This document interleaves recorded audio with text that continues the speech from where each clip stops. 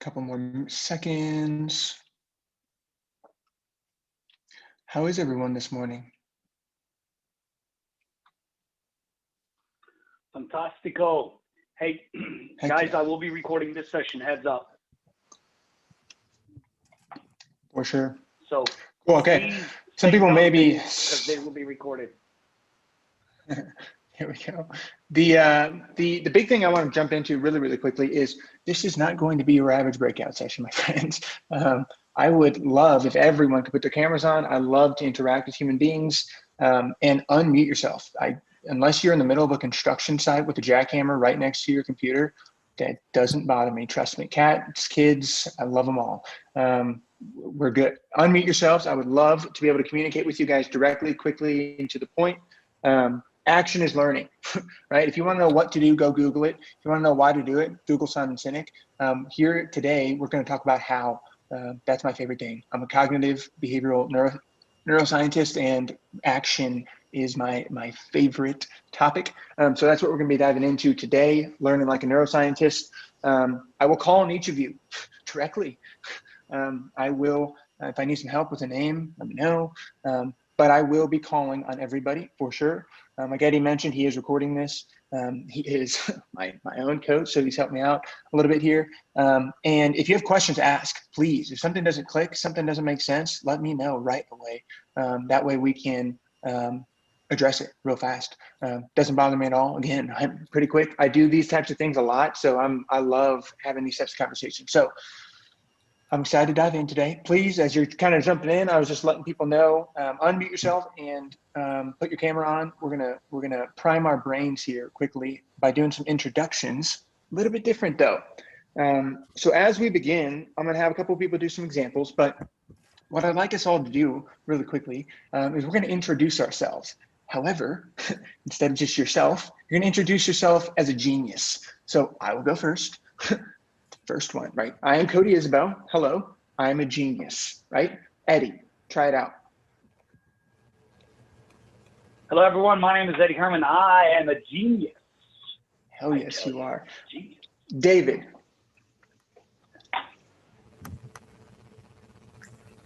Good morning, fellow Toastmasters. I am a genius. Yes, sir, you are.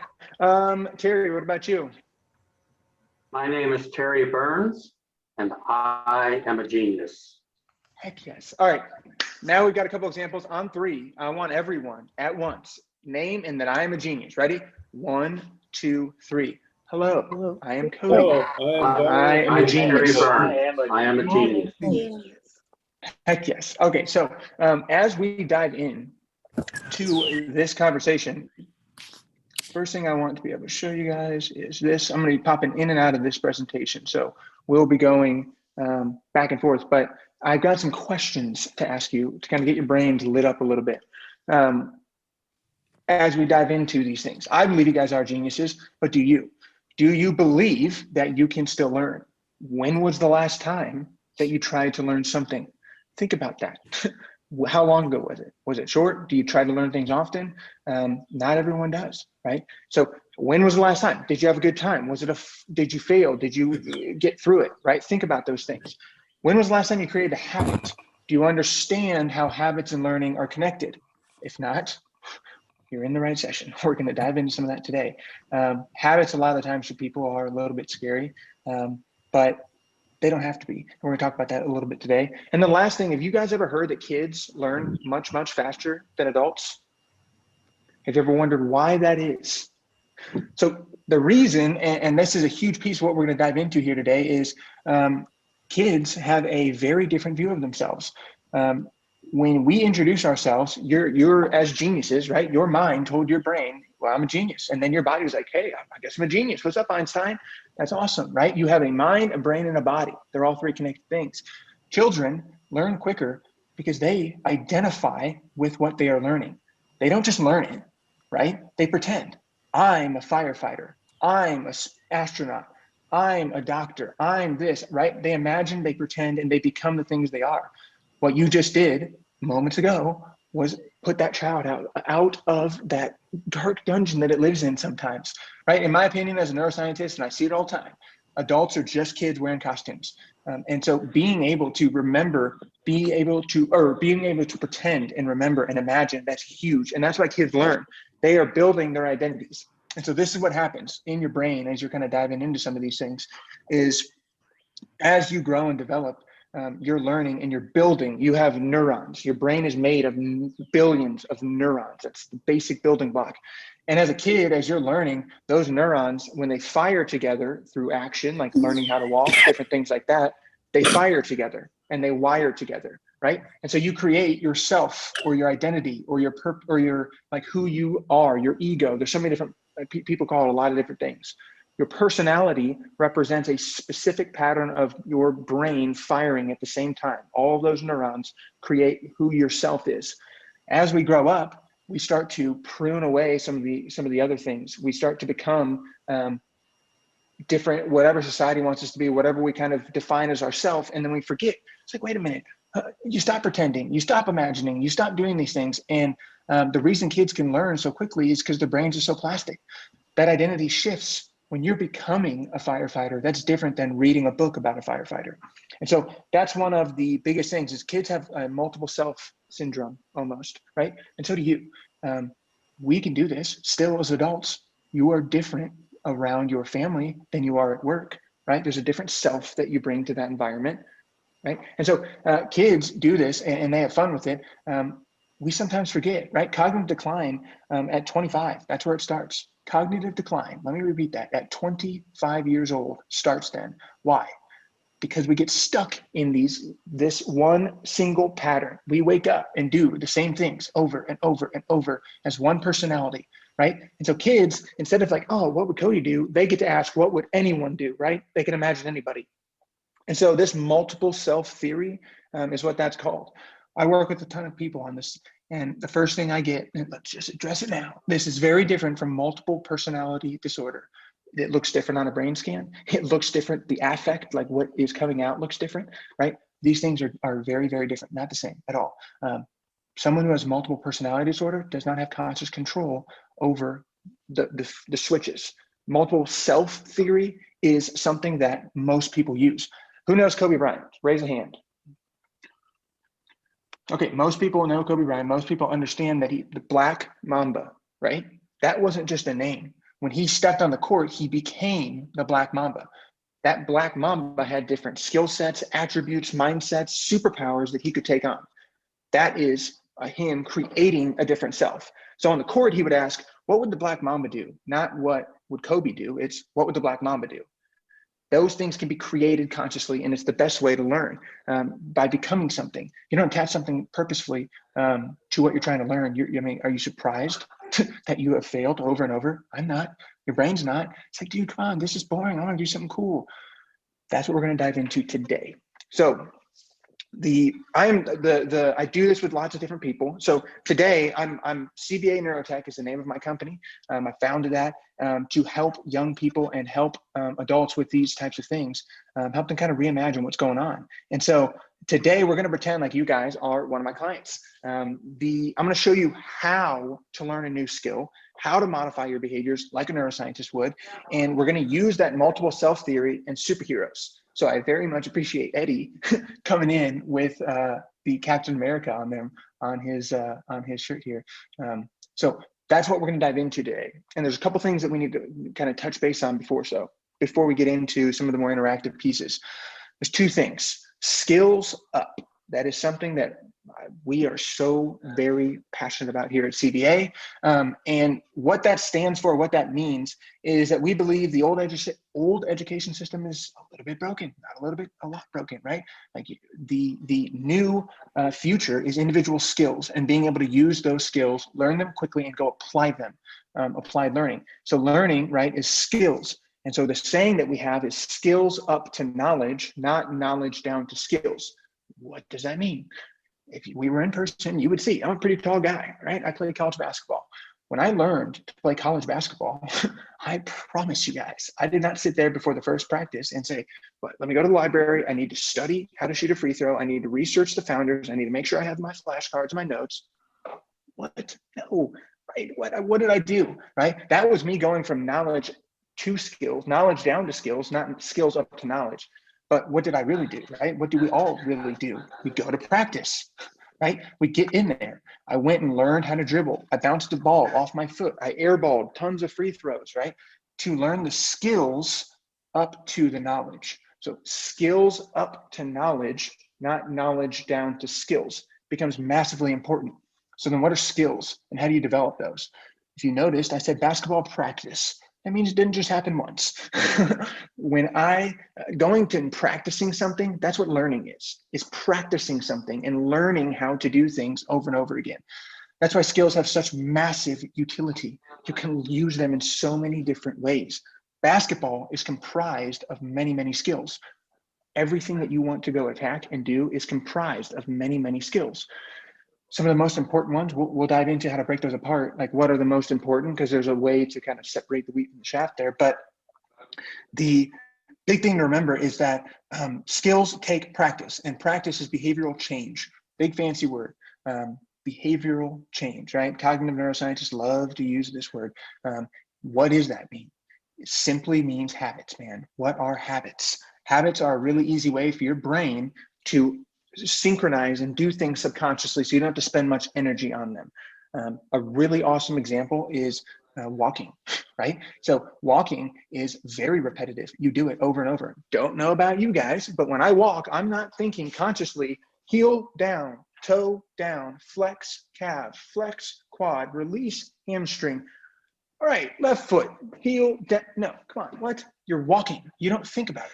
It's below your level of awareness, right? JFK, if you guys ever heard of JFK or Truman, Harry Truman, if you're from KC, they would go on walks, right? In really, really difficult moments in the White House garden. Why?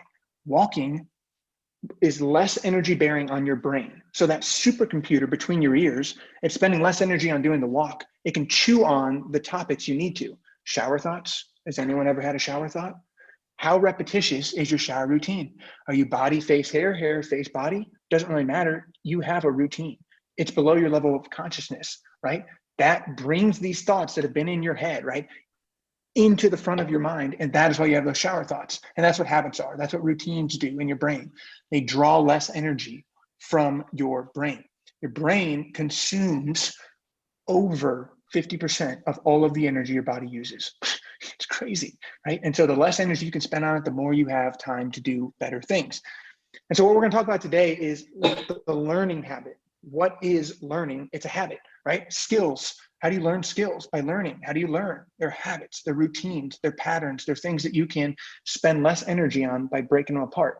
The Grand Canyon is a beautiful example of this. If I splash water on top of a mountain, nothing happens. If I drip water on the top of a mountain for 1,000,000 years, the Grand Canyon arrives, right? That's what we need to be able to do. What are those drips? How do we drip them effectively? How do we find the right ones to drip?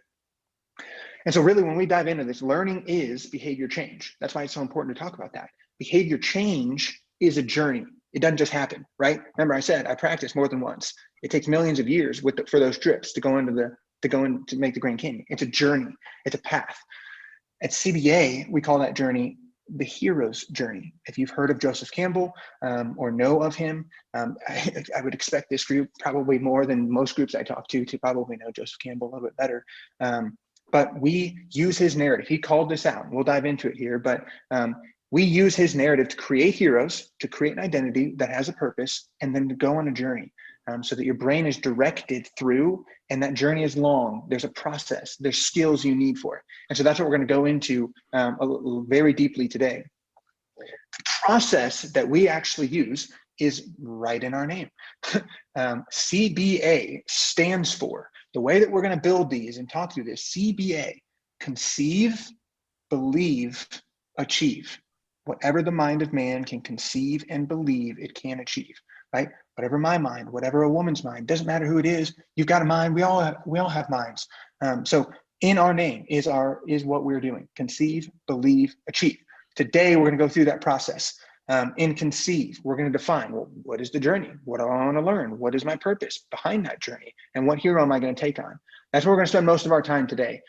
This session I usually do over the course of a half day, right? So we're going to dive very, very deeply into conceive. I'm going to talk to you a little bit about believe and achieve. Those two go together. Believe is about mindset, around the thing between your ears that talks a lot of shit. And then the achievement portion. When you dive into achievement, what is that? What skills do you need? How do you break the top of the mountain down into the individual steps to get there? That's achieve. So we'll talk about those in our 63-day process. But the first piece that we're going to dive into is, is conceive. Has anyone heard of the hero's journey? Please raise your hand. Okay. Eddie has. Of course, Eddie has. I love it. Okay, so Joseph Campbell, as I mentioned, he created a book called The Hero's Journey, because he noticed that in most heroic tales, there is a very common narrative, a very common storyline. When you think of something like a very common movie would be Harry Potter or Star Wars. These are really good examples. There's a common narrative, a common plot that people kind of go on. Not kind of, they definitely do. These characters go through. If you think of Harry, he had his call to adventure, right? All of those cards started coming to his thing, right? If you think of Luke Skywalker from Star Wars, R2-D2 being the, Obi-Wan, I need your help, right? That was the call to adventure. And what always happens is, refusal of the call, right? Harry Potter's family was like, yeah, no, you're not going to Hogwarts. And Luke Skywalker's like, yeah, dude, I got a family here, Obi-Wan, I can't leave, man. Sorry about it. Refusing that call. No, thank you. I want to stay in my ordinary world. I want to stay in this normal pattern of behavior. I don't want to get outside of my normal routines. They always refuse at first, right? And so you think through this, you go into meeting of the mentor, Obi-Wan, right? His family, something happened. Like Luke Skywalker's family was killed. Like Harry Potter, Hagrid comes, kicks the door down. He's like, you're a wizard, man. We're going to Hogwarts, right? He crossed the threshold and now he is supernatural. He is in a new pathway. He is in a different piece of his brain, creating new neural pathways down in this special world, right? Luke Skywalker jumped on the Millennium Falcon. He's like, oh, I can lift stuff with my mind. This is awesome, right? You've got those powers. It's called your mind, your brain, your body. That's what we're going to dive a little bit into today. The big piece here, though, is understanding how purpose comes into this. So when you think of purpose, what is purpose and why does it matter? Iron Man is a great example. If you don't know Iron Man or the story, in Iron Man 1, Tony Stark, a reporter comes up to him and is like, hey, your weapons, the things you're building are in terrorist organizations. And Iron Man's like, okay, whatever. There's no purpose behind that. He doesn't necessarily, there's no reason for him to necessarily care at that point, right? And that's how the story unfolds. And then what happens?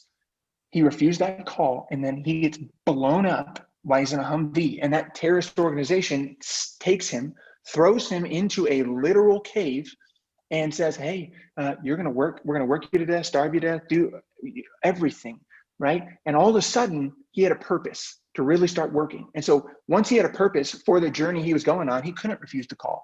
It was impossible. There's no way, right? And so he had a purpose, and what did he create with that purpose? What journey did he go on? Iron Man. Are you kidding me? He walked out of that cave, kicked the terrorists in the teeth with it, and became a superhero. That is the journey that we are going to dive into. Purpose. This journey is a sad, lonely journey with no purpose. You got to have the energy to move through it. And so purpose is kind of an ambiguous term. I feel like lots of people almost go their entire lives without being able to define a purpose. As a neuroscientist, there is a way to intrinsically motivate yourself through purpose. You can create one. And that's the first thing that we are going to do today, is think about this journey. So the learning skill that we are about to develop and build, right, is to create behavioral change and learn something like a neuroscientist would. Well, neuroscientist, I would not. I don't do anything that I know my brain is going to help me quit, right?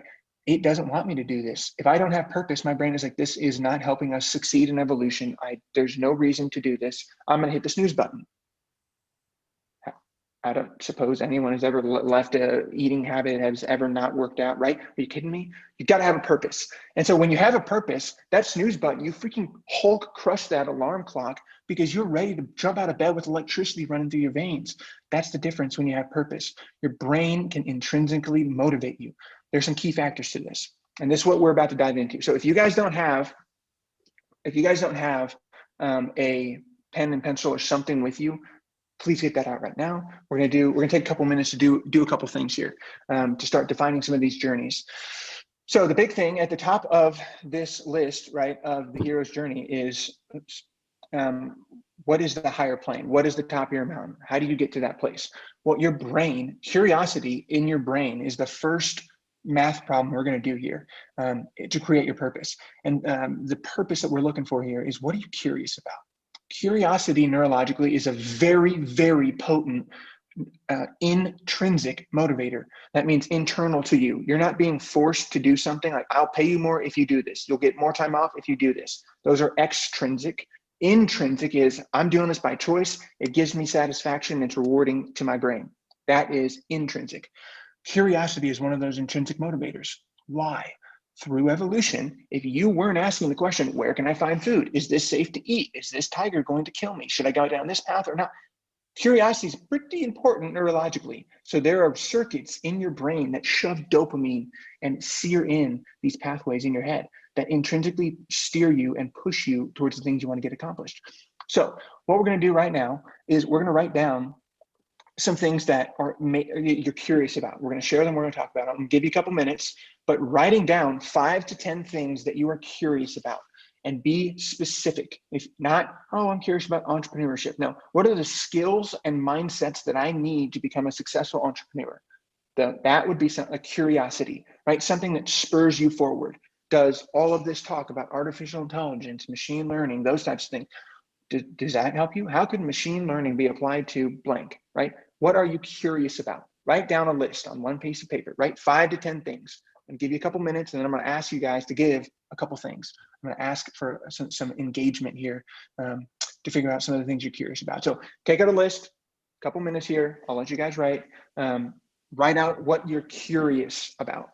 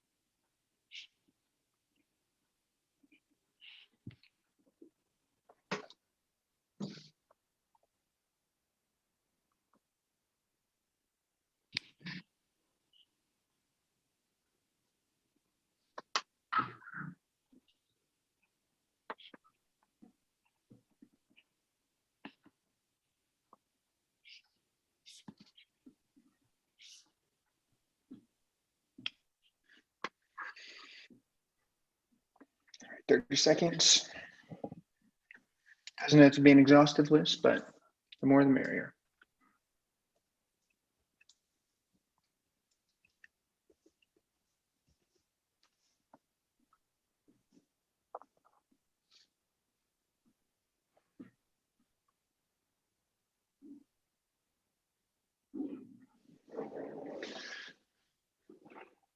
All right, let's see, who wants to share? Muthu, is that how to pronounce your name, my friend? You can call me Muthu. Mutu, got it, my bad. Okay. Share us a couple of things you're curious about. I got 5 here. I'm very curious about, in general, about, this is a very cliche thing, space and universe and things beyond Earth. I've also been very curious about how people communicate with each other, both with words and without words. One other thing I've written here is how to actually, what is the behavior that is necessary to stay focused? I'm very curious about that. Ooh, okay. I like that. And the last one is kind of complementary. Basically, what is the past history of how we evolved and how Earth was and how Earth is to how things will be 200 years from now. So Boom. So, Perfect. yeah, That's a great list. those are I'm excited for us to dive. those are a few. Sorry. Go ahead. Gila. So Gila, got it. Please share with us a couple of your curiosities. I'm curious about learning English as a second language. English is a second language for me, and I am curious about, I'm constantly learning. When I'm talking to people, watching TV, I'm constantly trying to learn new words, new phrases, new expressions. And I would like to save in my brain as much as I can and to recall all the information that I have saved in my brain. Heck yeah, I love that. I teach a power memory course. I like that.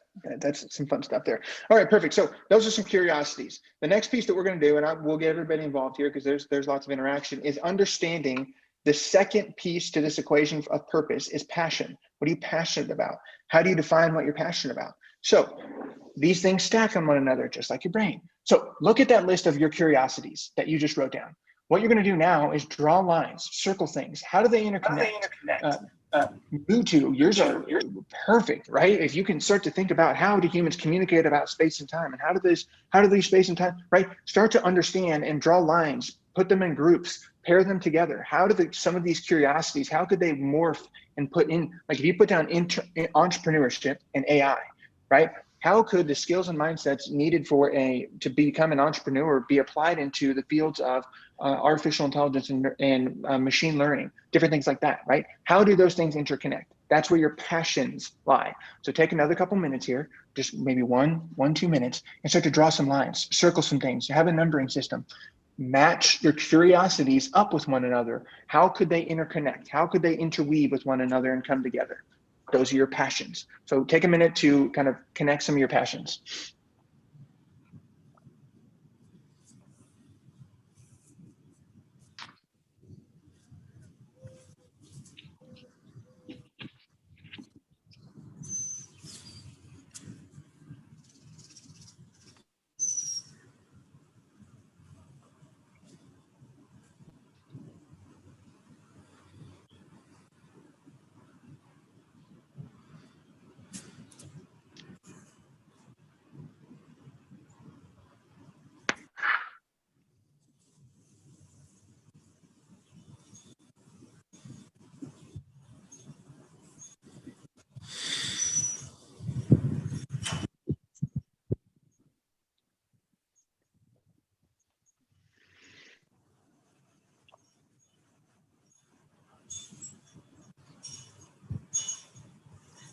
Daniel, do you have a couple that are connected, or do you have a passion you could enlighten us on? Yes, actually, my things came into two groups: computer science and technical related, which I'm a computer programmer, so I'm always trying to learn new things and expand my skill set. And there's some things that are coming into my workplace and my non-workplace related computer science type things that are linked together through that kind of passion for learning. And the other thing is motorcycles, because I've only been riding for three years, not that long, but trying to get better, trying to continue to learn and improve my skills. Hell yeah, I like that. Okay, so hopefully you guys had a chance to kind of piece together some of your passions now, right? The passions, like you just mentioned, I love that. You can kind of make those two groups.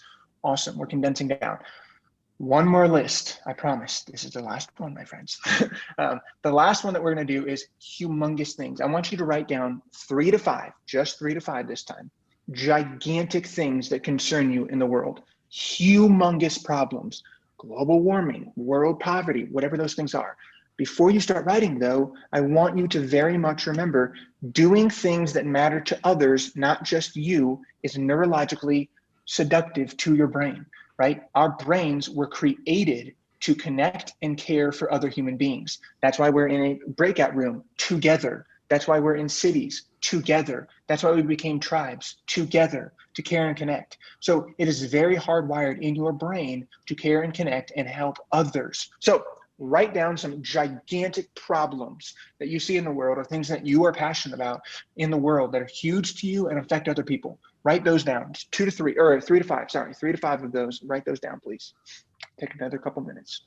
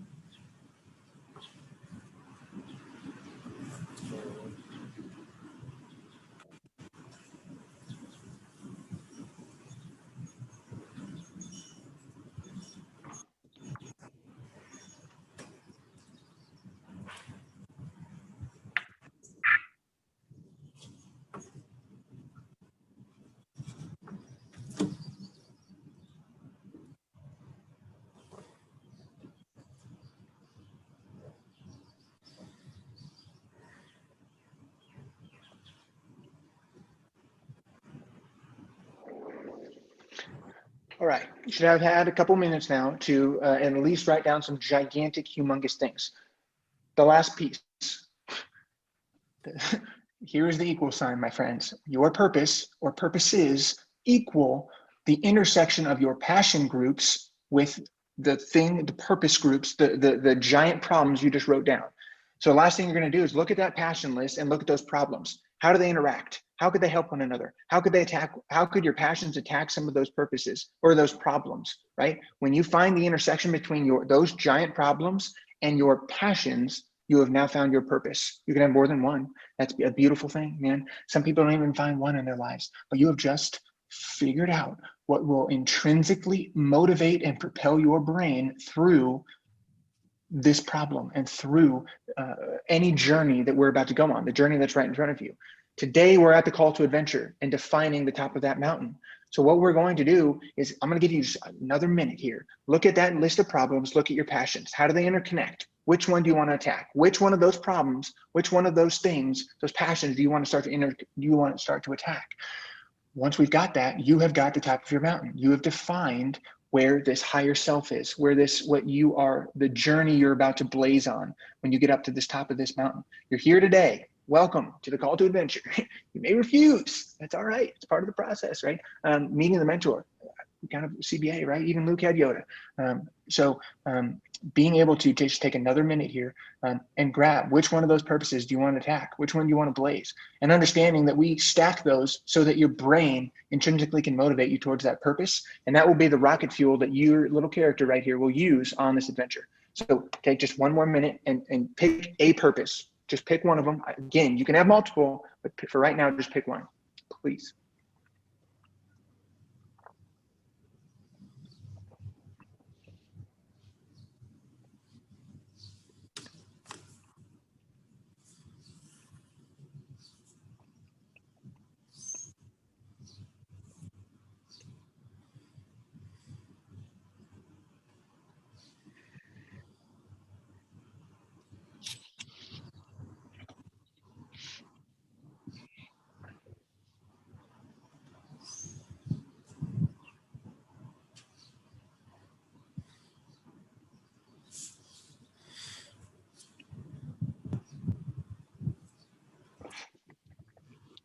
All right, I'm pumped up. We're excited. Now that we have defined our journey, we have defined the top of the mountain, you've seen the journey that we're about to go on, the next couple pieces are really, really fun. So I'm going to tell you a story about one of my heroes. So in hero creation, when I did some of these things, learning and brain and learning, memory, brain plasticity was one of my passions.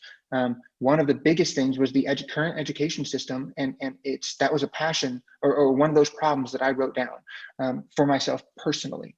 And so when I went into the second step of hero creation, I named my hero. This is so freaking powerful, right? So I named it Frizzle. I don't know if you guys know, but Miss Frizzle was the one who rode the magic school bus. She was a teacher who taught skills up, not knowledge down. And so the super hero that I created that I'm using this year is Frizzle.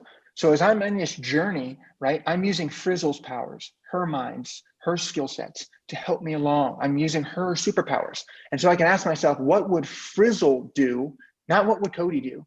Cody wouldn't do the extra 15 minutes of reading at night. Cody wouldn't read, or Cody wouldn't do the extra YouTube session. Cody wouldn't try and teach himself how to code, right? Cody wouldn't do that, but Frizzle for sure would. So hero creation is the next piece. You've got the energy and the fuel now. The hero is the next piece. When you're defining a hero, it can be anything, but name it. Very specifically name it. You can create a different self, a different ego state, whatever it is that you want to call it, to go on this journey with, to go on this hero's journey with. Create a hero for that.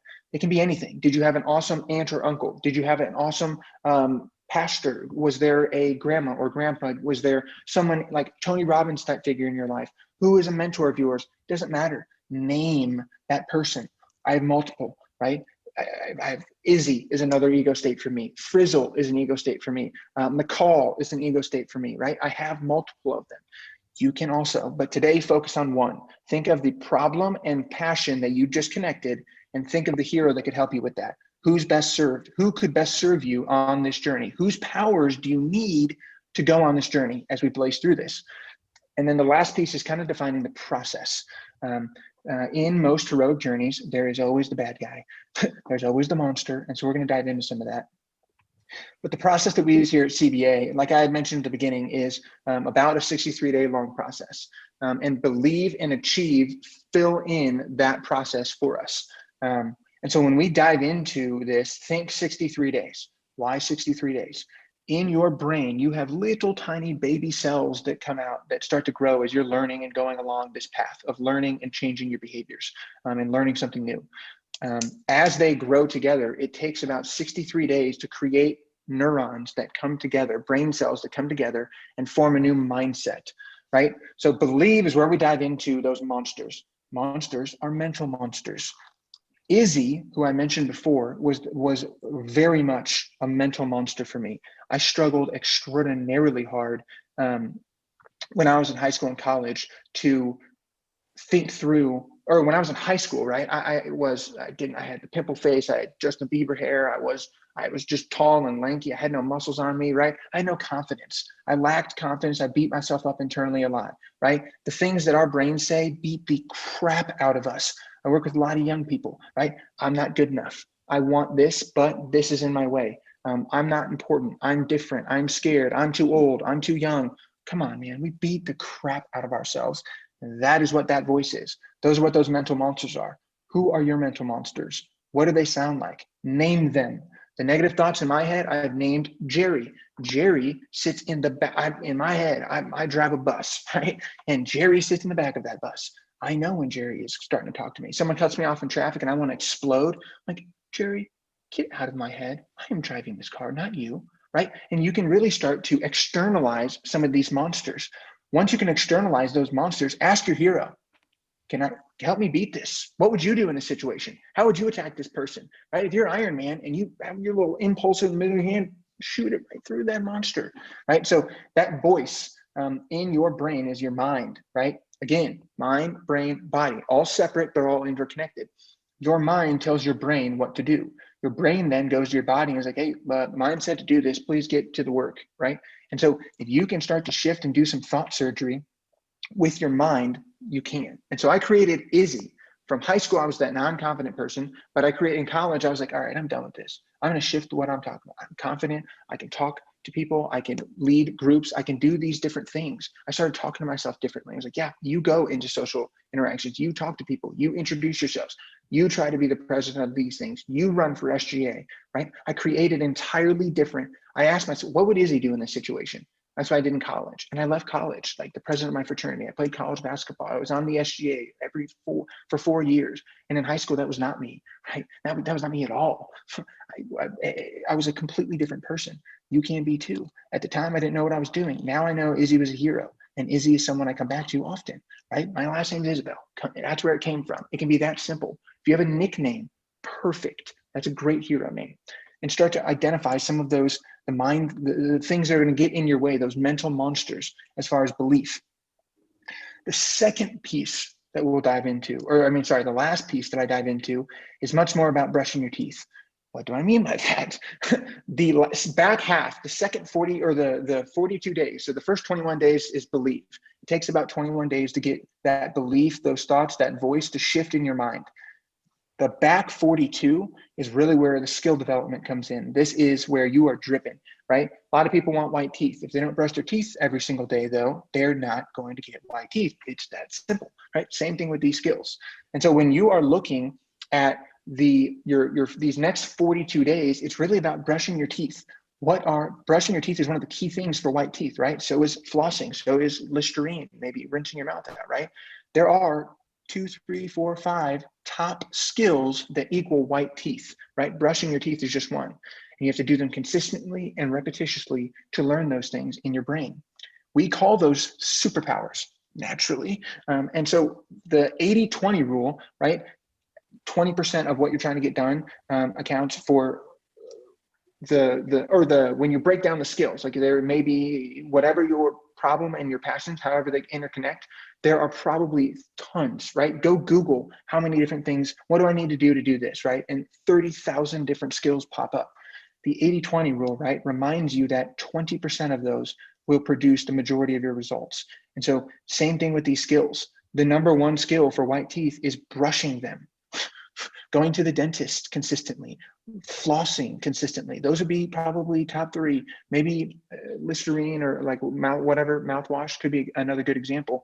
And when you're thinking of learning, right? And that's the first skill that I want you to put in your head for these 42 days is learning. That's the first piece of any journey that you go on, is learning about that diving in and researching.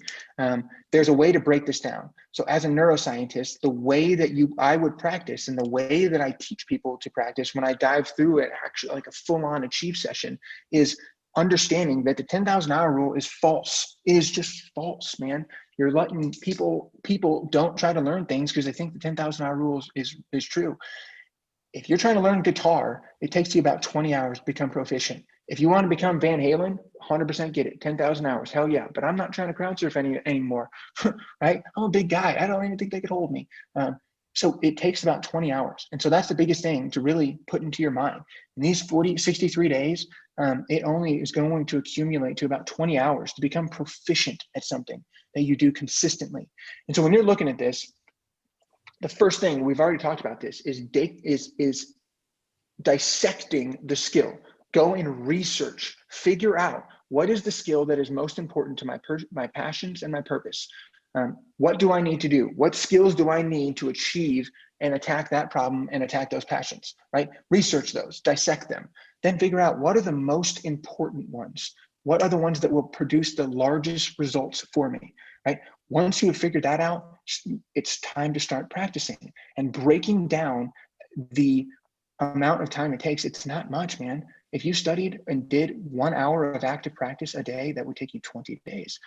Rocket science here. It's not rocket science, it's neuroscience. And so when you dive into breaking this apart, it's adding these into what your daily routine is, your daily habits. And so that's the last piece I would love us to be able to do here, is calendar it, right? Figure out what these skills are. And the first piece is researching. And I implore you to read, right? You've got passions, you have a purpose now. The first piece is research. So the first thing that we're going to dive into today is a learning habit. Establish, if you did 1 hour of reading or learning a day, it would take you 20 days to become proficient at the problem, that giant problem you're intrinsically motivated toward. 30 minutes would take you 40 days. 15 minutes would take you 60 days. And 7.5 minutes per day, it'd be 120 days, right? Calendar it. Take your phones out. The session's about to end, but take your phones out. Take your phones out and put in a 10, a 30, 15, or 7.5 minute reading block in your calendar right now, and repetitiously bring that together, right? You are intrinsically motivated with your purpose to do that. You've got a hero for the journey, and now you are able to put that in to your calendar and learn like a neuroscientist.